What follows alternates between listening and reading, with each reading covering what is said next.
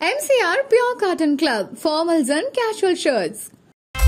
No compromise. Unga side liya, enga side liya. It's a GT promise. GT Holidays, South India's #1 travel brand. பாரம்பரியமான சுவையான புது அறிமுகம் KTV True Value Groundnut Oil.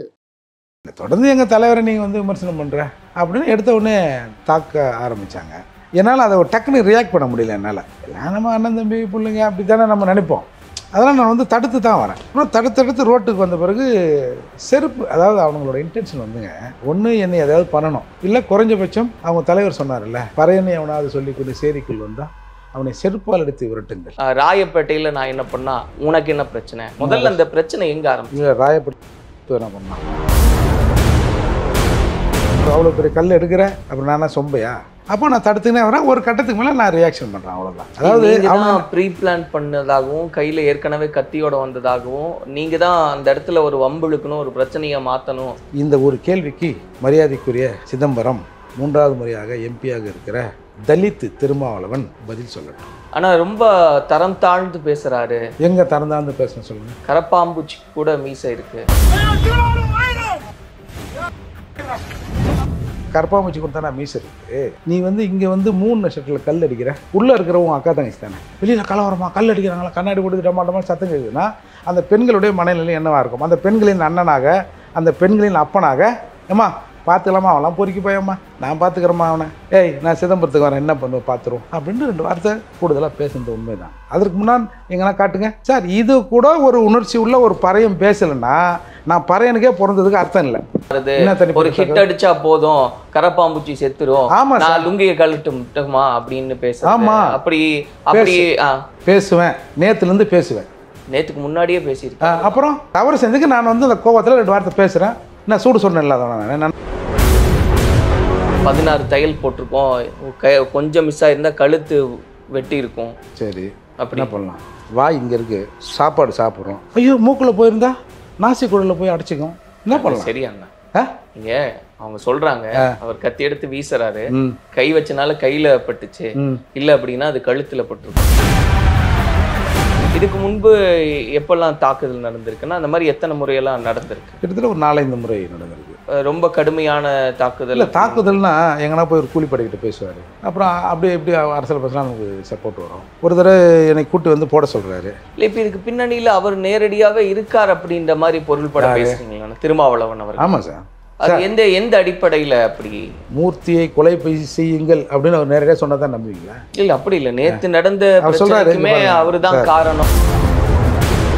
உங்களுடைய பயணம் இதை நோக்கி தான் நான் செயல்படுறேன் அப்படின்றது. நிச்சயமாக தமிழ்நாட்டு முதல்வர் ஆகிடுவேன் சார். நான் பெரும்பான்மை சாதி, நான் கிட்டத்தட்ட 20-22% இருக்கும். நீங்கள் முதலமைச்சர் ஆகிறேன் எனக்கு ஒரு விருப்பம் இருக்குது, ஆகிறதுக்கான திறமை. அதுக்கான காரணத்தை நான் சொல்கிறேன். என் சமூகம் அவங்க ஆகக்கூடாதா? இல்லை ஆகட்டும் சார், நீ சொல்லு, நாளைக்கே திருமாவளவன் முதல்வர் ஆகணும்னு சொல்லட்டும், மூர்த்தி கூட நிற்கிறேன்.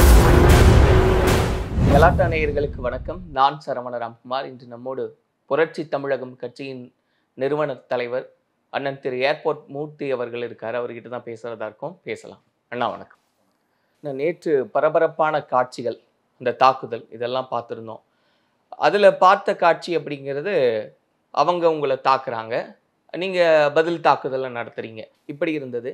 இன்னைக்கு விசிகா தரப்பில் ஒரு பத்திரிகையாளர் சந்திப்பு நடந்தது. அதில் இல்லை, இந்த பிரச்சனை ஆரம்பித்தது அந்த இடம் கிடையாது, ஒரு டீ கடையில் தான் இந்த பிரச்சனை தொடங்குது. அப்போ நாங்கள்லாம் உட்கார்ந்துருந்த நேரத்தில் அவர் நேரடியாக வர்றாரு. ராயப்பேட்டையில் நான் என்ன பண்ணால், உனக்கு என்ன பிரச்சனை, உங்கள் தலைவருக்கு என்ன பிரச்சனை அப்படின்னு அங்கே தான் அந்த பிரச்சனை ஆரம்பிக்குது. கிட்டத்தட்ட ஒரு 10 பேர் உங்களோட இருந்தாங்க, அவங்க வந்திருந்தாங்க, இப்படியெல்லாம் சில விஷயங்கள் எல்லாம் முன்வைக்கிறாங்க. முதல்ல அந்த பிரச்சனை எங்கே ஆரம்பிச்சு? ராயப்பேட்டையில் இல்லை, அங்கே ஏதோ நீங்கள் நிலம்லாம் கையகப்படுத்துறீங்க, வீடெல்லாம் வந்து ஆக்குபை பண்ணுறீங்க, அதை வந்து அவங்க தட்டி கேட்டனால உங்களுக்கு விசிகா தரப்பில் தட்டி கேட்டாங்களா? அவங்க இடமாமா? இல்லை, அங்கே யாரோட இடமா இருந்தாலும் நாங்கள் கேட்குறது முறை தானுங்க. நாங்கள் ஒரு கட்சி வச்சுருக்கோம், நாங்கள் கேட்குறோம். முதல்ல உங்கள் கட்சி ஆஃபீஸ் இருக்குல்ல, அதை ஒரு தடவை பழைய கமிஷனர் வந்து இழுத்து பூட்டி எல்லாத்தையும் வெளியே தள்ளி சீல் வச்சு பூட்டி சாவி எதுவுமே கமிஷன் ஆஃபீஸில் கொடுத்தாங்க. அதுக்கு பதில் சொல்லுங்கடா. வேதா அருண், உங்களுக்கு நல்லா பழக்கம் இல்லை வேதா அருண், வேதா அருணை பற்றி பேசுங்க சார். இதெல்லாம் சும்மா, நீ என்ன அலிகேஷன் வேணாலும் சொல்லு, அவங்க இல்ல நீங்கள் அலிகேஷன் ஒரு பக்கம் இருக்கு. ஏன்னா அந்த பிரச்சனையில அந்த செய்தியாளர் நிக்கும்போது என்ன அங்க காட்சி இருந்ததோ அது எல்லாமே எல்லாருமே பார்த்த செய்தி. அதை மாற்ற முடியாது. அதில் வந்துங்க ஆ என்ன எங்கள் தலைவரை விமர்சனம் பண்ணுறேன் அதுதானே. நீங்க வந்து டீ கடையில கேக்குறீங்க. இல்லை டீ கடை சார், டீ கடைக்கும் ஐஜி ஆஃபீஸில் 2 கிலோமீட்டரா? 2 பில்டிங், ஒரு நடுவில் ஒரு பில்டிங் தான் சார். இல்ல ஆக்சுவலாக டீ கடை இடம் அந்த இல்ல, சம்பளம் நீங்க காரை பர்பஸா அங்க நிறுத்துறீங்க. பார்க்கிங் அங்கே. சரி. ஸோ அந்த ஏன்னா ப்ரெஸ் பீப்புளெலாம் வண்டி நிறுத்தியிருந்தாங்க. அந்த பஸ் ஸ்டாண்ட் ஒன்று இருக்கும், அதாவது ஐஜி ஆஃபீஸ் கேட்டு, ஃபயர் ஸ்டேஷன், ஒரு சந்து, சின்ன சந்து, ஒரு 4 அடி சந்து, அதுக்கப்புறம் பஸ் ஸ்டாண்டு நீங்கள் பார்த்துருப்பீங்க. அங்கே நிறுத்துகிறேன் காரை. நிறுத்திட்டு இவனெல்லாம் உட்காந்தனால என்னப்பான்னு கேட்டேன். தெரிஞ்சவன்றதால ஒருத்தன் ஒரு 2 மாதம் முன்னாடி சொன்னான், என் புள்ள வந்து இன்றைக்கி உயிரோடு இருக்குது, காலேஜுக்கு போகுதுன்னா அது நீ தானா, அது உயிரை காப்பாற்றி கொடுத்து தெய்வம் நான் நீ அப்படின்னா. அந்த பாசத்தில் என்னப்பா அங்கே உட்காந்துக்கிறீங்கன்னா, அதுக்கப்புறம் அந்த இது நடந்ததுன்னு என்ன என்ன ஆரம்பிச்சிருந்தா அங்க? ஏன்னா டீ கடையில் நடந்தது என்னன்றது சார். டீ தெரியல. கடை இல்லை சார், ஆ. டீ கடை அங்கே தள்ளி இருக்குது சார். இவனுக்கு போய் அந்த ஜீப்புக்கு பின்னாடி பதுங்கினாங்களா, அங்கே இருக்குது டீ கடை. ஓடி போனானுங்களா, அங்கே இருக்குது டீ கடை. அங்கே அந்த மாதிரி சம்பவம் நடக்கலை. இல்ல அங்கதான் ஆரம்பிச்சதாகவும், அங்கிருந்து நீங்க வர்றீங்க, பத்திரிக்கையாளர்கள் இருக்காங்க, நீங்களே ஒரு சீன் கிரியேட் பண்றீங்க, அதுக்கப்புறம் அவங்க உங்களை தாக்குற மாதிரி எல்லாமே நீங்க ப்ரீ பிளான் பண்ணி தான் பண்றீங்க. டீ கடையில தான் அந்த பிரச்சனை ஆரம்பிக்கும். டீ கடைலாம் ஒன்றும் இல்லை, எல்லா மீடியாக்களும் லைவ் எடுத்தாங்க. ஆ. நீங்கள் யார்கிட்ட ஃபுட்டேஜ் வாங்கி பாருங்கள், நமக்கு என்ன இருக்குது. டீ கடைனா டீ கடைன்னு போகிறேன். இல்ல அங்க ஏதாவது விவாதம் நடந்ததா, வாக்குவாதம் நடந்ததா? இல்லை, தொடர்ந்து எங்கள் தலைவரை நீங்கள் வந்து விமர்சனம் பண்ணுற அப்படின்னு எடுத்த உடனே தாக்க ஆரம்பித்தாங்க. என்னால் அதை டக்குன்னு ரியாக்ட் பண்ண முடியல என்னால். நான் வந்து எல்லாம் நம்ம அண்ணன் தம்பி பிள்ளைங்க அப்படி தானே நம்ம நினைப்போம். அதெல்லாம் நான் வந்து தடுத்து தான் வரேன். அப்புறம் தடுத்து ரோட்டுக்கு வந்த பிறகு செருப்பு, அதாவது அவங்களோட இன்டென்ஷன் வந்துங்க, ஒன்று என்னை எதாவது பண்ணணும், இல்லை குறைஞ்சபட்சம் அவங்க தலைவர் சொன்னார்ல, பறையனை அவனாவது சொல்லி கொண்டு சேரிக்குள் வந்தால் அவனை செருப்பால் எடுத்து விரட்டுங்கள், அந்த நாய்களைன்னார்ல. அதால் முதல்ல செருப்பால் அடிக்கணும் சார். இவ்வளோ பெரிய கல் எடுக்கிறான், போட்டு இருந்தான்னா அப்படி போட்டு சாவர மூர்த்தி நான் இல்லை. ஆனால் சொல்கிறேன், அவங்கள இன்டென்ஷன் சொல்கிறேன். ஒருத்தன் அடிக்கிறேன்னா சும்மா என்ன அப்படி தள்ளி கிள்ளி விட்டு அப்படி கூட பண்ணலாம்ல. நீ பாட்டில் உடைக்கிற, நீ வந்து அவ்வளோ பெரிய கல் எடுக்கிற, அப்புறம் நானா சொம்பையா? அப்போ நான் தடுத்துக்கினே வரேன். ஒரு கட்டத்துக்கு மேலே நான் ரியாக்ஷன் பண்ணுறேன், அவ்வளோதான். அதாவது அவன் ப்ரீ பிளான் பண்ணதாகவும், கையில ஏற்கனவே கத்தியோட வந்ததாகவும், நீங்க தான் அந்த இடத்துல ஒரு வம்பு இழுக்கணும், ஒரு பிரச்சனையை மாற்றணும் அப்படின்னு. சார், வம்பு இழுக்கிறவங்க ஒரு 10 பேரோட வம்பு இழுப்பான். இல்லை எவனையாவது அவன் ஆடுறான், அந்த நாயை தூக்குடா அப்படின்னு சொல்லிட்டு உட்காந்துருப்பான். நானாக போய் ரோட்டில் இறங்கி சண்டை போடுவேன் சார். அவங்களும் அதுதான் என்ன சொல்கிறாங்க, எங்ககிட்ட கையில் நீங்கள் பார்த்தீங்கன்னா கட்டை கூட இல்லை, எதுவுமே இல்லை, நாங்கள் வந்து அட்டாக் பண்ண வந்திருந்தா நாங்கள் வச்சுருந்துருப்போம்ல, நிராயுதபாணியாக தான் நாங்களும் இருந்தோம். ஏன் அவ்வளோ பெரிய கல், அப்புறம் பாட்டிலு, டீ கிளாஸு, ஏதோ ஒரு கண்ணாடி பாட்டில் மாதிரி அது சார், அதெல்லாம் பிரச்சனை இல்லை. இப்போ உங்களுக்கு என்ன தெரியும்னு சொல்லுங்கள். இல்லை, இப்போது இந்த பிரச்சனைக்கான காரணம் என்ன? திருமாவளவனை நீங்கள் தொடர்ந்து விமர்சனம் பண்ணுறீங்க அப்படின்னு சொல்கிறாங்க, பல இடத்துல புகார் கொடுத்துறாங்க. நான் என்ன சொல்கிறேன், உங்கள் மீடியாவிலேருந்து இன்னிலேருந்து ஒரு இந்த நம்ம தென்கட்சி சுவாமிநாதன் இருப்பார்ல, அந்த மாதிரி இன்று ஒரு தகவல் அப்படின்ற மாதிரி இன்று ஒரு கேள்வி அப்படின்னு டெய்லி ஒரு கேள்வி வைப்போம். இதில் முதல் கேள்வியாக கலாட்டாவில் கடந்த 2021 சட்டமன்ற தேர்தலில் அரக்கோணத்தில் ஒரு வேட்பாளர் நிற்கப்பட்டார். அதற்கு முன்னால் ஒரு வேட்பாளர் அறிவிக்கப்பட்டார். அந்த வேட்பாளர் வெளிச்சம் டிவிக்கு போயிட்டார். வேட்பாளர் அந்த அறிமுகத்துக்கு ஒரு மணி நேரத்துக்கு முன்பாக, அறிவிப்புக்கு 1 மணி நேரத்துக்கு முன்பாக அந்த வேட்பாளர் மாற்றப்பட்டு இன்னொருத்தர் வேட்பாளர் ஆகிறார். இந்த ஒரு கேள்விக்கு மரியாதைக்குரிய, ஏன்னா மரியாதை இல்லாமல் பேசணும்னு சொல்கிறாங்கல்ல, மரியாதைக்குரிய சிதம்பரம் 3வது முறையாக எம்பியாக இருக்கிற தலித் திருமாவளவன் பதில் சொல்லட்டும். இல்லைண்ணா, நீங்கள் விமர்சனம் வைக்கலாம், யாரும் உங்களை அதை கேட்க போகிறதில்ல, அவங்க ஏன் இதெல்லாம் செய்யலைன்னு கேட்கலாம், யார் வேணாலும் கேட்கலாம் அந்த கேள்வியை ஜனநாயக நாட்டில். ஆனால் ரொம்ப தரம் தாழ்ந்து பேசுகிறாரு. எங்கே தரம் தாழ்ந்து பேசணும் சொல்லுங்கள்? கரப்பாம்பூச்சி கூட மீசை இருக்குது. ஏன் சொன்னேன், நான் வந்து பறையர் சாதி பட்டும் பிறசாதி நட்பும்னு ஒரு மாவட்ட மாநாடு 2 இடத்துல போட்டேன். பெரம்பலூரில் 3வது இடத்துல போடுறேன். மே 18 நினைக்கிறேன், 18. நான் மே 17 அங்கே போய் பெரம்பலூரில் தங்கிடுறேன். ஒரு ஹோட்டலில் தங்குறேன், எதிரில் ஒரு டீ கடை, ரோடை கிராஸ் பண்ணால் 10 முறை இப்போ யாராவது வந்தால் மேலே டீ வரதை விட ஆறி இருக்கும் இல்லையா, கீழே போய் டீ கடையில் சாப்பிட்டு 10 முறை வரேன் சார். நான் அங்கே போனது வந்து ஒரு 5-6 மணிக்கு போகிறேன். மறுநாள் காலை 10:30-11 மணிக்கு தான் மீட்டிங்கு கிளம்புறேன். அப்படி நான் 10 முறை இறங்கி போனேன்ல, என்னை அடிக்க வேண்டியது தானே. கூட்டம் வந்து தொடங்குது. இங்கேருந்து ஊர்வலமாக போய் அம்பேத்கர் சிலைக்கு மாலை போட்டுட்டு கிட்டத்தட்ட ஒரு 11:45 11:30 இருக்கும். கூட்டம் தொடங்குது. ஒரு பெரிய கண்ணாடி மாளிகை, முழுக்க பெண்களாக இருக்கிறாங்க. முக்கால்வாசி ஒரு 100 பேர். ஒரு 100 பேர்னால் அதில் 90x10 அந்த மாதிரி தான் ஒரு ரேஷியோவில் பெண்களாக வரணும். ஏன்னா ஆம்பளைக்கிட்ட சொல்லி என்ன நடக்க போகுது, பொம்பளைக்கிட்டையாவது ஒரு மாற்றம் வரட்டும் பெண்கள்கிட்ட அப்படின்ற எண்ணத்தில் சரி சார். கூட்டம் கரெக்டாக ஒரு 12 மணிக்கு கடை திறக்கிறாங்க சார். 12:10க்கு அந்த கண்ணாடி மாளிகையின் கல் அடித்து உடைக்கிறோம். நாங்களாம் உள்ளே இருக்கணும். போலீஸ் வந்து செட்டரை மூட்டாங்க. மூடிட்டு சும்மா போலீஸ் கண்ணாமூச்சி ஆடுது தடுக்கிற மாதிரி. அப்புறம் என்னோடய பேனரு அது இதை கீழ்ச்சி ரெட்டமலை சீனிவாசன் பேனரு கிடி என் கூடையில் ரெட்டமலை சீனிவாசன் பேர் எல்லாம் கீழே போட்டு மூர்த்தியை மிதிக்கணும், ரெட்டமலை சீனிவாசனை மிதிக்கிறான். சரி அது உங்கள் இஷ்டம், நீங்கள் மிதிங்க அப்படின்னு சொல்லிட்டு போலீஸ் வந்து சும்மா விளையாடுறாங்க. ஏன்னா இவனுக்கு புரோக்கர் தானே போலீஸுக்கு. போலீஸ் எப்படி கொஞ்சம் கடுமையான நடவடிக்கை எடுக்கும். அப்புறம் எஸ்பி வந்து லட்டி எடுத்தார். அதுக்கப்புறம் தான் அவனுங்க அடங்கினாங்க. ஃபுல் போதை. அப்போது உள்ள கூட்டம் அது பாட்டு நடந்துன்னுக்குது. அப்புறம் எவனோ ஒரு மேயர்னு ஒருத்தர் இருக்கான், துணை மேயர். அவர் பெரிய ப்ரொவாரி அப்படியே அணிவகுப்பு மார்ச் பாஸ்டில் வந்து கோஷம் அப்படியே போய் அப்படியே வேறு ஊரில் போய் சண்டை போட்டு வெற்றி பெற்றானுங்க பாருங்கள். சொந்த பாறைன்னு சொல்லிங்கிறேன். ஏம்பல் நான் நடத்துகிற மீட்டிங்கில் கல் அடிச்சிட்டேன். பெரிய புட்டிங்க மாதிரி இராணுவ உடை போட்ட மாதிரி மார்ச் பாஸ்ட் வந்து அப்புறம் எஸ்பி கிட்ட இவனுக்கு தான் தெரியும்ல, 2 சவுண்டை விட்டு சார் பார்த்துங்க சார் அப்படின்னு போகிற புரோக்கர்கள் தானே இவனுக்கு பெரும்பாலும் போயிட்டானோ சார். அப்போது உள்ள பெண்கள் இருக்காங்க, கூட்டம் இருக்குது. அப்போ தான் தொடங்கியிருக்கு. கூட்டம் கிட்டத்தட்ட ஒரு 2:30 மணி இருக்க முடியுது. நான் கடைசியாக 2 மணிக்கு பேச ஆரம்பிக்கிறேன். நான் இந்த சூழலில் ஒரு 2 வார்த்தை ஏற்றி பேசணுமா வேணாவா? நான் என்ன பேசுகிறேன், கற்பாமூச்சி கொடுத்தா நான் மீச இருக்குது, நீ வந்து இங்கே வந்து 3 நட்சத்திரத்தில் கல் அடிக்கிற, உள்ளே இருக்கிறவங்க அக்கா தங்கச்சி தானே, பெண்கள் தானே சார். எங்கள் பெண்கள் இப்போ தான் வெளியவே வராங்க. அப்போ அதுங்களோட மனநிலை என்னவாக இருக்கும்?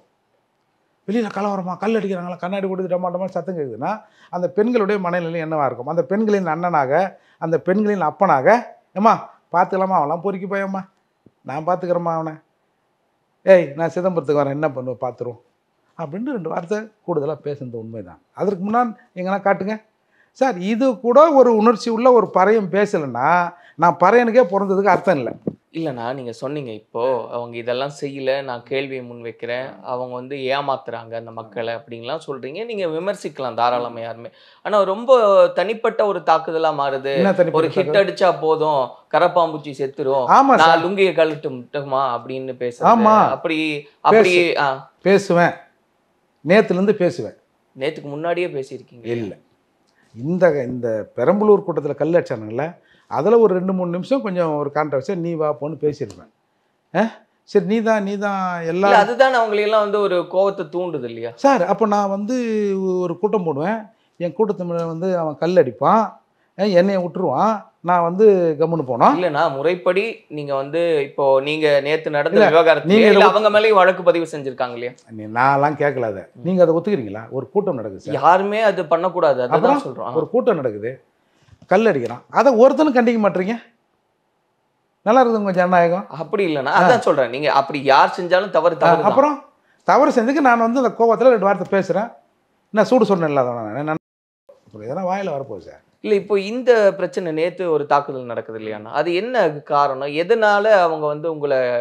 சார் நேற்று வந்து நம்ம மக ஸ்டாலின் இருக்கார் இல்லையா, அவர் மீதான தாக்குதல் குறித்து ஒரு புகார் கொடுப்பதற்கு பாமக வராங்க.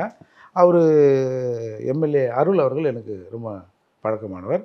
அதை விட ஸ்டாலின் அவர்கள் கொஞ்சம் நெருக்கமாக பழகிறவர், அடிக்கடி நலம் விசாரிப்பார். அப்போ நமக்கு தெரிஞ்சவர்களுக்கு ஒன்றுன்னா அது என்ன நடந்திருக்குது, நம்மளால் ஏதாவது பண்ண முடியுமான்ற மாதிரி நம்ம போய் ஒரு எண்ணம் இருக்கும்ல, ஒரு ஆவல் இருக்கும்ல, அதுக்காக நான் போகிறேன் சார். அதுக்காக. ஆனால் ஏதோ அவங்களுடைய சைடில் அவங்க தரப்பில் சொல்லும்போது ஒரு பர்பஸாக தான் அவர் வந்தார் அப்படின்னும், 16 தையல் போட்டிருக்கோம், கொஞ்சம் மிஸ் ஆகிருந்தால் கழுத்து வெட்டி இருக்கும். சரி, அப்படி என்ன பண்ணலாம்? வாய் இங்கே இருக்குது, சாப்பாடு சாப்பிட்றோம், ஐயோ மூக்கில் போயிருந்தா நாசி குடலில் போய் அடைச்சிக்கும், என்ன பண்ணலாம்? சரி அண்ணா, இங்க அவங்க சொல்றாங்க அவர் கத்தி எடுத்து வீசுறாரு, கை வச்சனால கையில பட்டுச்சு, இல்ல அப்படின்னா அது கழுத்துல பட்டுருக்கும். சும்மாக்கிறவனை போய் கூட்டின யாருன்னா சீன்னாங்களா? இல்ல என்ன இது முதல்ல வேற தனிப்பட்ட பிரச்சனை அப்படின்னு முதல்ல என்கிட்ட கத்திலாம் இல்லை சார். நீங்கள் ஒன்று நல்லா தெரிஞ்சுங்க, இந்திய அரசியலமைப்பு சொல்லுது தன் உயிரை பாதுகாத்துக் கொள்வதற்கு கொடிய பயங்கரமான ஆயுதங்களை பயன்படுத்தியும் நீங்கள் தற்காத்துக் கொள்ளலாம்னு இப்போ பிஎஸ்எல் சட்டத்தில் இடம் இருக்குது. என்ன பொதுவாக ஒருத்தன் உயிருக்கு அச்சுறுத்தல் ஏற்படும் போது அவனை தன் தற்காத்துக் கொள்வதற்கு எதிரே இருப்பவரை கொலை கூட செய்யலாம்னு சட்டம் சொல்லுது. அது டிஃபென்ஸ் தான். புரிஞ்சுதா? இல்லை, அதனால இந்த மேடைகளில் வந்து எங்கிட்ட துப்பாக்கி இருக்குது நான் பார்த்துக்கிறேன் அப்படின்னு நீங்கள் பேசுகிறதா அவங்க சொல்கிறாங்க இல்லையா? அது மாதிரி காட்டுங்க. இல்லை, அவங்க பேசுனாங்க இன்னைக்கு அந்த பத்திரிகையாளர் சந்திப்பு. அப்படின்னா நீங்கள் துப்பாக்கினா லைசன்ஸ் கொடுத்து துப்பாக்கி கொடுக்குறாங்களாம் தப்பா? போலீஸ் கையில் துப்பாக்கி இருக்கலாம் தப்பா? உங்க கையில துப்பாக்கி இருக்கு, நான் யாரா என் பின்னாடி யாரு இருக்காங்க தெரியுமா யாரு அப்படின்னு நீங்க பேசுனதாக? என்ன இந்தியன் மிலிட்டரி இருக்காமா? இல்லை, நீங்க தான் சொல்லலாம், அவங்க சொல்றாங்க அப்படி நீங்க பேசுனீங்க சார். அவனுக்கு என்ன ஒன்றாலும் பேசணும் சார்.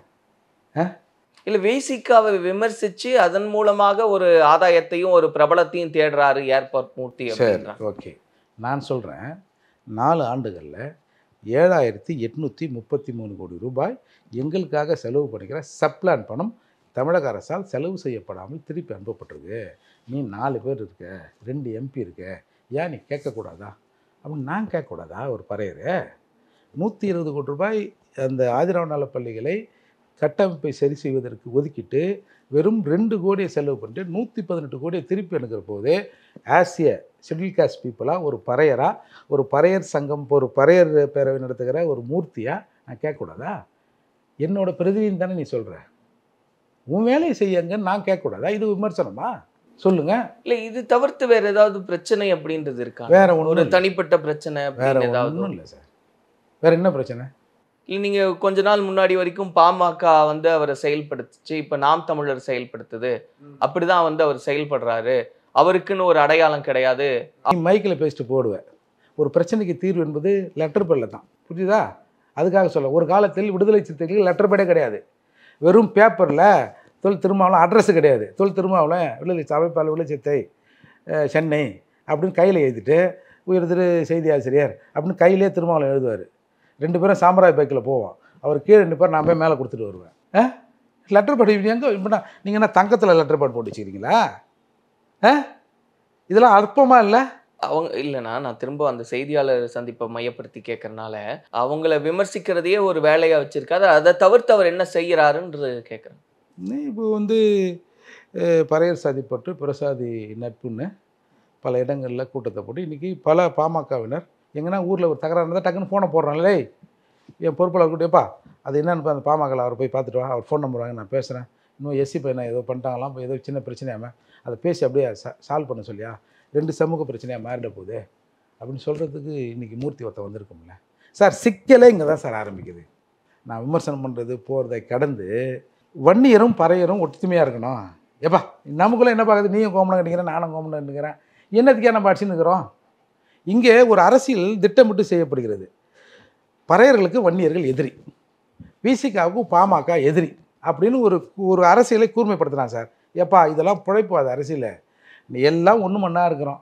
ஒரு சமூகத்திலேருந்து ஒருத்தன் தப்பு பண்ணால் அவனை அக்யூஸ்டாக பாருங்கள், தப்பு பண்ணணும்னா பாருங்கள், ஒரு சமுதாயமாக அவனை பார்க்காதீங்க, நாம் 2 பேரும் சேர்ந்து தான் கொஞ்ச நாள் நின்று பார்ப்போமே அப்படிங்கிற அரசியல். இந்த அரசியல், நான் பேசுகிற அரசியல் 70-75களில் அண்ணன் பூவை மூர்த்தியார் பேசிய அரசியல். மருத்துவர் ஐயாவோடு அண்ணன் பூவை மூர்த்தியார் அந்த நல்லிணக்கத்தை ஏற்படுத்தினார். ஆனால் சில நாதியார்கள் அதை கெடுத்து விட்டான். இல்லைனா இந்த 2 சமூகமும் ஒன்றா தான் சார் இருக்கும். அந்த ஒற்றுமையை கன்சிராம் சொல்கிறார்ல, சாதியாய் சேருவோம், பறையராய் சேருவோம், வன்னியராய் சேருவோம், சாதிகளாய் சேருவோம் அப்படின்னு கன்சிராம் சொல்கிறார்ல, அந்த தத்துவத்தை நம்ம இப்போ இம்ப்ளிமெண்ட் பண்ணுறோம்.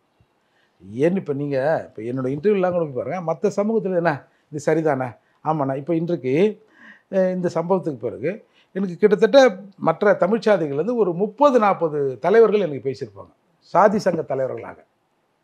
அப்போது ஒரு பரப்பசங்க தான் அடி வாங்கட்டும்னு நினைக்கல. நம்ம என்ன பேசுகிற அரசியல் வேறு, இந்த அரசியல் தான் இப்போ தேவை அப்படின்னு அதை உணர்றாங்கல்ல சார். அதுதான் சார் இவங்களுக்கு சிக்கல். தொடர்ந்து இந்த 2 சமூகமும் முட்டிக்கொண்டே இருந்தால் அதில் குளிர்காயலான்னு நினைக்கிறாங்க, அதில் தண்ணியை ஊற்றுறோம்ல, அது ஒரு பெரிய பிரச்சனை உங்களுக்கு. இல்லைன்னா சார், இல்லைன்னா திருமாவளவன் எப்படி சார் சொல்கிறாரு, இன்றைக்கி ஒரு முழக்கத்தை கண்டுபிடித்திருக்கிறார்கள், பிறசாதி பறையர் சாதி நட்பும் பறையர் சாதி பற்றும் சுயசாதி பற்றும் பிறசாதி நட்பும் வந்து அப்படின்னு ஒரு முழக்கத்தை கண்டுபிடித்தார்கள். இதுதான் சனாதனம். இதுதான் சனாதனம் சார், இதான் சார் சனாதனம். ஒருத்தனோட ஒருத்தன் ஒண்டியாக ஒத்துமையாக இருக்குன்றது சனாதனமா? இப்போ இந்த சமயத்துல கூட நீங்க பேசும்போது ஏற்கனவே தாக்குதல் நடந்தது, நான் அதனால புகார் கொடுத்து என்ன ஆக போகுது அப்படின்றதெல்லாம் பேசுறீங்க. இதுக்கு முன்பு எப்பெல்லாம் தாக்குதல் நடந்திருக்குன்னா அந்த மாதிரி எத்தனை முறையெல்லாம் நடந்திருக்கு? கிட்டத்தட்ட ஒரு 4-5 முறை நடந்திருக்கு. ரொம்ப கடுமையான தாக்குதல்? இல்லை, தாக்குதல்னா எங்கன்னா போய் ஒரு கூலிப்படைக்கிட்ட பேசுவார். அப்புறம் அப்படியே எப்படி அரசியல் பேசலாம் நமக்கு சப்போர்ட் வரும். ஒரு தடவை என்னை கூட்டு வந்து போட சொல்கிறாரு. ஐயோ இந்த அண்ணனா இவரை நான் செய்ய மாட்டேன். இதெல்லாம் நடந்தது? ஆமாம் சார், அதெல்லாம் சிடி ஆதாரத்தோடு புகார் கொடுத்துருக்கேன் சார். இவங்க தான் எங்கள் ஊரில் ஏக்கம் கட்டினாங்க, நாங்கள் செய்ய மாட்டேன். நான் வேணா செஞ்சு தரேன், எனக்கு என்ன தரீங்க, எனக்கு ஒரு நல்ல பொறுப்பு கொடுங்கன்னு ஒருத்தன் சொல்லும். அதையெல்லாம் ஆதாரமாக போலீஸில் கொடுத்துருக்கோம். இன்றைக்கு விழுப்புரம் எஸ்பியாக இருக்கிறவர் அதை விசாரித்திருக்கிறார் அந்த புகாரை. இந்த முறையும் அப்போ நீங்கள் ஆனால் புகார் கொடுத்துருந்தீங்க இல்லையா? அப்புறம் அவங்க கொடுப்பாங்கன்ற மாதிரி தகவல் வந்த பிறகு அப்புறம் ஒரு ஃபார்மல். இப்போ உங்கள் மேலேயும் வழக்கு பதிவு செய்யப்பட்டிருக்கு? அது ஒன்றும் பிரச்சனை இல்லை சார். இல்லை, அது அவங்க மேலேயும் வழக்கு பதிவு செய்யப்பட்டிருக்கு. அவங்களே அதை தீர விசாரிக்கணும், யார் காரணக்கர்த்தான்னு பார்த்து அவங்க மேலே வழக்கு போடுங்க அப்படின்றதெல்லாம் பேசப்படும். விசாரிங்க சார். சார் நம்ம போலீஸை போய் நீ விசாரிக்கான்னு சொல்ல முடியுமா? விசாரித்தா உண்மையை எதுனோ அவங்க சட்டப்படியான நடவடிக்கை எடுக்கட்டும். நமக்கு என்ன இருக்குது? நாம் பண்ணது செல்ஃப் டிஃபென்ஸ். நீங்கள் சொன்னீங்களா துப்பாக்கி, உண்மையாக துப்பாக்கி எடுத்து சுட்டுருப்பேன். என் உயிரை பாதுகாத்துக்கணும்ல. நான் பலி கொடுத்துக்கணுமா? நான் நீங்கள் பெரிய ரவுடிங்க, நீங்கள் பெரிய கூலிப்படை, உங்கள் கையால் நான் சாவது எனக்கு புண்ணியமா? போட. இப்போ உங்கள் பின்னாடி ஆர்எஸ்எஸ் இருக்குது, பாஜக இருக்குது அப்படின்னு பேசுகிறதெல்லாம் எப்படி பார்க்குறீங்க? உனக்கு திராவிடத்தில் ஒன்றும் வாயில் இருக்குதுல்ல, அது நல்லா இருக்குதுல்ல. உன் வாயில் இருக்கிறது தான் எங்கள் வாயில் இருக்கணுமா? அப்புறம் அவனுக்கு ஒரு சித்தாந்தம் இருக்கும். நீ உன்ன மாதிரியே நான் திராவிடத்தை நக்கி பிடிக்கிறேன், நான் உங்கூடல இருந்திருப்பேன், கூட்டணி கூலிப்படையால் இருந்திருப்பேன். அதால் ஏன் பின்னாடி என்ன சித்தாந்தம் இருக்குன்னு இவங்க சொல்ல தேவையில்லை. நான் எதை திங்கன்னு நான் முடிவு பண்ணணும். நான் எந்த சித்தாந்தத்தை கடைபிடிக்கணும் நான் தான் முடிவு பண்ணணும். இருக்குது இல்லை ரெண்டாவது. நீ யார் அதை சொல்கிறதுக்கு? இப்போ நான் சொல்கிறேன்ல, திருமாவளவனை திராவிடத்தின் அடிமைன்னு மூர்த்தி சொல்லிட்டாரு, சொன்ன தப்புன்றல. அப்போ என்னைய சொல்கிற? நான் கேட்கிற கேள்விக்கு பதில் சொல்லு. இல்லை, இப்போ இதுக்கு பின்னணியில் அவர் நேரடியாக இருக்கார் அப்படின்ற மாதிரி பொருள்பட பேசுறீங்களா திருமாவளவன் அவர்? ஆமாம் சார். அது எந்த அடிப்படையில் அப்படி? சார், அவனை அடித்து விரட்டுங்கன்னு மேடையில் பேசுகிறாரு, செருப்பால் அடிங்கன்றாரு, ஏன்பா விட்டீங்கன்றாரு. அப்போ பின்னாடி எல்லாம் பொது மேடையில் தானே சார் பேசுகிறாரு, அடிக்கத்தானே செய்வார்கள் அப்படிங்கிறாரு. அப்புறம் மூர்த்தியை கொலை செய்யுங்கள் அப்படின்னு அவர் நேரடியாக சொன்னதான் நம்புவீங்களா? இல்லை, அப்படி இல்லை. நேற்று நடந்த அவர் சொல்கிறாரு, அவர் தான் காரணம். ஆமாம் சார், அவர் சொல்கிறாரு, இவனுங்கெல்லாம் என்ன தெரியும், யூடியூப்பில் உட்காந்துன்னு மேக்கப் போட்டுக்குன்னு பேசுகிறானுவா, இவனெலாம் ஆர்எஸ்எஸ், இவனெல்லாம் அடித்து விரட்டணும். இது ஒரு தலைவர் சொல்கிறாருக்கா, நான் சொல்லலாம், மாப்பிள்ளை பார்த்துக்கிறேன்டான்னு அவர் சொல்லலாமா? ஒரு எம்பி, 2 எம்பி தானே அவர், இப்படி தரங்கிட்டு பேசலாமா? அப்போது திருமாவளவன் தடுமாறுகிறார். திருமாவளின் தகுடுதத்த அரசியல் இன்னைக்கு உடைஞ்சிடுச்சு. அதை வச்சு திருமாவளவன் தடுமாறாரு. இதுக்கு முன்னாடி அந்த மாதிரி திருமாவளவன் தடுமாறியதெல்லாம் இல்லை. எப்போ இருந்த அந்த மாற்றம் அப்படின்னு பார்க்குறீங்க? இந்த நான் மேலவளுக்கு போனேன் சார், 2 ஆண்டுகளுக்கு முன்னால். என்னை வந்து அஞ்சலி செலுத்த விடாமல் தடுத்தானுங்க சார். அப்போ தான் இவர் வந்து பேசுகிறார், இந்த சிறப்பாட்சி வரட்டுங்கன்னு. உடனே இவனை என்ன பண்ணுறாங்க, சரக்கு இருக்க போட்டு ஏற்பாடு மூர்த்தி அனுமதிக்காதுன்னு அங்கே கேரவ் பண்ணுறானுங்க சார். அந்த இதில் மேலவளு முருகேசன் நினைவிடத்தில் என்னை போலீஸ் கூப்பிட்டு கொஞ்சம் மூவ் பண்ணுறாங்க. மூவ் பண்ணோடனே டக்குன்னு இன்னும் கொஞ்சம் சரக்கை டாப் அப் பண்ணி வாட்டர் டேங்க் மேலே ஏற்றி விட்டானோ. ஏற்றி விட்டு ஏற்பாடு மூர்த்திங்க வந்தால் கீழே குச்சிருவோம். இதெல்லாம் ஒரு அறிவிப்பான போராட்டமா? இப்போ நான் போய் அஞ்சலி செலுத்தல என்ன ஆகிடும்போது? இல்லை, இது நடந்தால் இது வந்து சமரசமாகும், இல்லை இந்த பிரச்சனைக்கெல்லாம் ஒரு தீர்வாகும் அப்படின்ற. இல்லை, இப்போ நீங்கள் சொல்கிறீங்கன்னா இதெல்லாம் செய்கிறது இல்லை, அவங்க போக்கு மாறி இருக்குது அப்படின்றதெல்லாம். அவங்களுக்கு கேட்டால் என்ன சொல்லுவானுங்க, அவர் எங்களை பற்றி பேசாமல் இருக்க சொல்லணுவானுங்க. சமூகத்துக்கு நீ துரோகம் பண்ணுற, அதை பேசாமல் இருக்க சொன்னால் நானும் ஒரு சமூக துரோகி ஆகிடுவேன். அப்போ நான் என் வாயை நிறுத்துவேனா? நான் இதுவரை சார், இப்போ நான் முதல் ஒரு தகவல்னு ஒன்று சொன்னேன்ல, அதுவும் ஒரு மாதிரியான விஷயந்தான். அந்த மாதிரியான விஷயங்களை நான் இது வரைக்கும் பேசியதே இல்லை. நேற்று தான் பேச ஆரம்பிச்சிருக்கிறேன். இனிமேல் தொடர்ச்சியாக பேசுவேன். என்ன விமர்சனம், இதுதான் விமர்சனம். இந்த மாதிரி அங்கே போனார் இங்கே போனார் இது கேட்டிங்கல்ல, லுங்கி கேட்டிங்கன்னு, இதெல்லாம் தான் விமர்சனம். பேசுகிறேன். இதுக்கு மேலே நீ என்ன பண்ணுற, என்ன நீ எத்தனை கொலை பண்ணியிருக்க, கொலை பண்ணுவியா? வா வா, வந்தீங்களா 5-6 பேர், தரையில் நீச்சல் அடிக்கிறீங்க, வாடா, ஒரிஜினல் பறையன் நான் நிற்கிறேன், வா, ரெட்டமலை சீனிவாசன் வாரிசு நிற்கிறோம், வா பார்த்துருவோம். அது என்ன சவாலாண்ணா? ஆமாம் சார், சவால் தான் சார். ஒருத்தன் அடிக்கும்போது நான் ஐயோ சாமி அடிக்காதீங்க ஐயா. இல்லை, அடிக்கும்போது நான் வந்து தற்காக்கிறேன் இல்லை திருப்பி அடிக்கிறேன் அப்படின்றது வேற. இல்லை நீ சண்டைக்கு வான்றது வம்பு இழுக்கிற மாதிரி இருக்கு இல்லையா? இல்லை இப்போ நீங்கள் சொல்கிறீங்களா நீங்கள் பாருன்னு போங்கன்னா, அப்போ நீ பான்னு என்ன வேணாலும் பேசுவேன், நீ பான்னு உன் இஷ்டத்துக்கு வந்து ஆளை செட் பண்ணுவேன், நான் பான்னு அப்படி அடங்கி இருக்கணுமா? இப்போல்லாம் நாங்கள் இருக்க முடியாது சார். நிறைவாண்ணா, இப்போ உங்களுடைய பாதை எதை நோக்கி அந்த பயணம் அப்படின்னு? சார் அதாவதுங்க, இந்த தமிழகத்தில் பெரும்பான்மையான மக்கள் எங்கள் மக்கள் சார், 20% இருக்காங்க சார். ஒரு பீ தண்ணியை குடிச்சிட்டு ஒரு அக்யூஸ்ட் எங்களால் பிடிச்சி கொடுக்கணுங்களே சார், அரசாங்கம் பிடிக்க மாட்டேங்குது. பீ தண்ணி குடித்தவனே நீ தாண்டா அக்யூஸ்டுன்றான். எஸ்சி எஸ்டி அட்ராசிட்டி வழக்கு சாதாரண கிரிமினல் கேஸா இன்றைக்கி ட்ரெயினில் நடக்குது சார். என்ன சொல்கிறீங்க நீங்கள்? ஒரு அம்மா என் புள்ளையை வெட்டணும்னு எனக்கு தெரியும், இருந்தாலும் நான் வந்து அவங்க பேரை சொல்லி புகார் கொடுக்கல, கொடுத்தா என்னை கொண்டுருவாங்க, நான் கொடுத்த புகாரை வாபஸ் வாங்கிட்டேன்னு ஒரு எம்பி கிட்ட அந்த அம்மா ஃபோனில் பேசுது. ஸோ இன்றைக்கி இருக்கிற மெயின் ஸ்ட்ரீம் மீடியாக்கள் அதை வந்து பெரிய பெருமையாக எடுத்து போடுது. அந்த எம்பி யார் தெரியுமா? திருமாவளவன். இப்போ நான் ஒரு எம்எல்ஏவோ எம்பியாக இருக்கேன் சார், என்கிட்ட ஒரு அம்மா சொல்லுது, நான் என்ன சார் பண்ணுவேன்? இந்திய அரசியல் சட்டம் கொடுத்துருக்கிற உரிமை, இந்தியாவில் தீண்டாமை அழிக்கப்பட்டது, ஒழிக்கப்பட்டது, தீண்டாமை கடைப்பிடிப்பது பெரும் குற்றம். எந்த நாய் அது, எந்த போலீஸ் அது புகாரை வந்து வாங்க மறுத்து, எந்த நாய் உன்னை மிரட்டிச்சு? நான் நிற்கிறேன், இப்போ நிற்பனா இல்லையா? இவ்வளோ தகுதி திட்டம் மேலே பண்ணுறேன், கேட்கக்கூடாதுன்ற, எங்கே எழுவு விழுந்தாலும் போய் சாவை எடுத்து அடக்கம் பண்ணுறது தான் உன் வேலை. அதில் வந்து வீழ்ந்த பலிகளை கணக்கில் எடுப்போம், விடுதலை போரிலே கடனை எடுப்போம்னு ஒரு வாசகம் வேறு. இப்போ உங்களுடைய பயணம் இல்லை உங்களுடைய ஒரு இலக்கு, இதை நோக்கி தான் நான் செயல்படுறேன் அப்படின்றது? நிச்சயமாக தமிழ்நாட்டை முதல்வர் ஆகிடுவேன் சார். நான் பெரும்பான்மை சாதி, நான் கிட்டத்தட்ட 20-22% இருக்கும். அதில் குறிப்பாக பறையர்கள் கிட்டத்தட்ட 15% மேலே இருக்கிறோம். ஒரு 15% இருக்கிற பெரும்பான்மை சாதியிலிருந்து ஒருத்தன் தமிழகத்தில் முதல்வர் ஆவான். அது இந்த மூர்த்தி ஆவேன். அட்லீஸ்ட் இல்லை துணை முதல்வராவது ஆவேன். 2ல் 1 தான் என் இலக்கு. நிச்சயமாக ஆகிடுவேன். இன்றைக்கி பாமக சொல்லுது இல்லை, ஆதரவளித்தால் எங்களோட நின்னால் ஒரு பட்டியல் சமூகத்தில் இருக்கணும் ஒருத்தனை முதல்வராக்குவோம் சொல்கிறாங்களே இல்லையா? அப்படியே கட் பண்ணி திருமாவளவன் எந்த காலத்திலும் இந்தியாவில் ஒரு தலித் சீஃப் மினிஸ்டர் ஆக முடியாது. இந்தியாவில் 7 மாநிலங்களில் பட்டியல் சமூகத்தில் இருக்கிறவர்கள் முதல்வராக இருக்கிறார்கள். சாதி கொடுமை அதிகமாக இந்தியாவிலே அதிகம் என்று சொல்லப்படுகிற ஊப்பியில் மாயாவதி என்ற ஒரு பெண்மணி 4 முறை முதல்வராக இருந்தார். நீ பேசுகிற மாயாவதியின் பருப்பு இங்கே வேவாது. இதெல்லாம் நாகரிகமா? இல்லை, முதல்வர் ஆகும்ன்றது தான் அவங்களும் சொல்கிறாங்க. யார்? திருமாவளவன் எப்போ சார் சொன்னார்? எனக்கு தெரியாமல். நீங்கள் அதை பற்றி கேள்விகள் கேட்கும்போது அப்படி கனவுகள்லாம் எங்களுக்கு இல்லாமல் இல்லைன்றதெல்லாம் அவங்க பதில் செய்யலாம். நான் கேட்டது என்னென்னா, நான் முதல்வர்லாம் இல்லை, அது ஒரு சின்ன பதவி, நான் பிரைம் மினிஸ்டர், நான் பாவ்பாஜி சாப்பிட்ணும் அப்படின்னு சொல்கிறாரு. இல்லை, வச்சுங்கிறது 2, அதில் 1 திமுகவில் இன்னும் ஜெயிச்சுது. இப்போ தான் வந்து தொந்தத்தின் இதில் நின்றுக்கிறீங்க. நீங்கள் இந்தியாவுக்கு பிரைம் மினிஸ்டர் ஆகணும் ராகுல் காந்தி கூட சொல்ல மாட்டார் சார். நீங்கள் முதலமைச்சர் ஆகிறேன், எனக்கு ஒரு விருப்பம் இருக்குது, ஆகிறதுக்கான திறமை, அதுக்கான காரணத்தை நான் சொல்கிறேன். என் சமூகம் அவங்க ஆகக்கூடாதா? இல்லை, ஆகட்டும் சார், நீ சொல்லு. நாளைக்கே திருமாவளவன் முதல்வர் ஆகணும்னு சொல்லட்டும். மூர்த்தி கூட நிற்கிறேன். ஏய், தமிழ்நாட்டை நாங்கள் ஆளும் என்னையா, நாங்கள் 20% நாங்கள் உங்கள்கிட்ட வந்து பிச்சை எடுக்கணுமா? இல்லை, அப்படி சொல்லிட்டா நீங்கள் கூட நிற்பீங்க. அவரோட கருத்துக்களுக்காக கூட நிற்கிறேன். என்ன என்ன யாரை ஏமாத்துற? அங்கே போய் அண்ணா அறிவாலயத்தில் வந்து பாத்திரத்தை பிச்சை கேட்குற மாதிரி, ஐயா சாமி 1-2 கொடுங்க சார். எத்தனை பேரை பலி கொடுத்தேனும் நான் வந்து திராவிடத்தையும் திமுகவை காப்பேன்னு சொல்கிறேன்ல, யாரை பலி கொடுக்க போகிறேன்?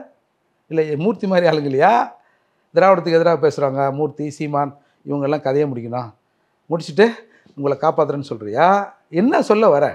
இப்போ நேற்று எனக்கு சம்பவம் நடந்ததில்ல, அண்ணன் சீமானுக்கு போடுறானோ, ஏய் சீமான், இன்றைக்கி மூர்த்திக்கு செருப்பு, நாளைக்கு உனக்கு வேறு மாதிரி இருக்கும் பார்த்துக்க அப்படின்னு நேற்று இரவு முழுக்க அவரோட அலைபேசிக்கு இந்த மாதிரி விஷயங்களாக போகுது. என்னடா டே, நீங்கள்லாம் என்னத்தனா நினைக்கிறீங்க? எங்கேடா வரீங்க நீங்கள்? இப்போ இலக்கு அப்படின்றது முதல்வர் தான். நிச்சயமாக பட்டியல் சமூகத்திலிருந்து ஒருத்தர் முதல்வர் ஆவான், இல்லை துணை முதல்வர் ஆவான். அது நிச்சயமாக இந்த மூர்த்தியாக தான் இருக்கும். பொறுத்திருந்து பார்ப்போம். நன்றி. MCR Pure Cotton Club, formals and casual shirts. Aha! No compromise. உங்க சைடுலயும் எங்க சைடுலயும். It's a GT promise. GT Holidays, South India's #1 travel brand. பாரம்பரியமான சுவையான புது அறிமுகம் KTV True Value Grown Oil.